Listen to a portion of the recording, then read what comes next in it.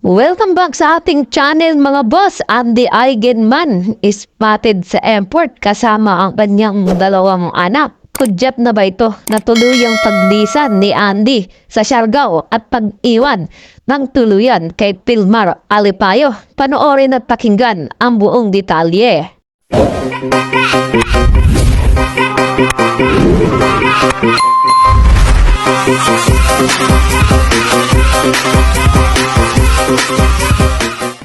Andy Eigenman spotted sa airport kasama ang kanilang mga anak ni Filmar Alipayo na sina Lilo at Koa.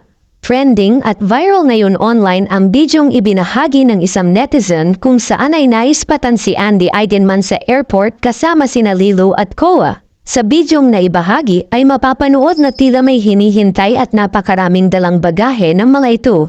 Hinala ng mga netizens ay uuwi nga munang Manila ang mag-iina matapos ang hiwalayan ni Andy Eigenman at ng ama ng kanyang mga anak na si Filmar Alipayo. Samantala, usap-usapan din ngayon online ang pag-cover up ni Filmar Alipayo ng kanyang tattoo.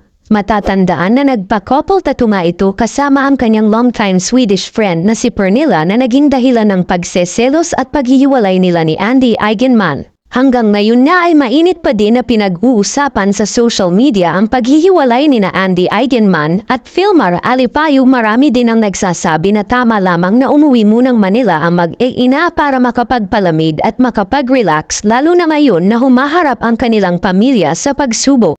Kayo mga boss, ano masasabi niyo sa balitang ito? Kung may opinion kayo, mag-komento lang kayo sa ating comment section. At syempre, huwag niyo rin po sanang kalimutan na mag-subscribe. Hit niyo na rin po ang notification bell para lagi po ang updated sa mga bago pang video na ating ilalabas. Maraming salamat po mga boss. Hanggang sa muli!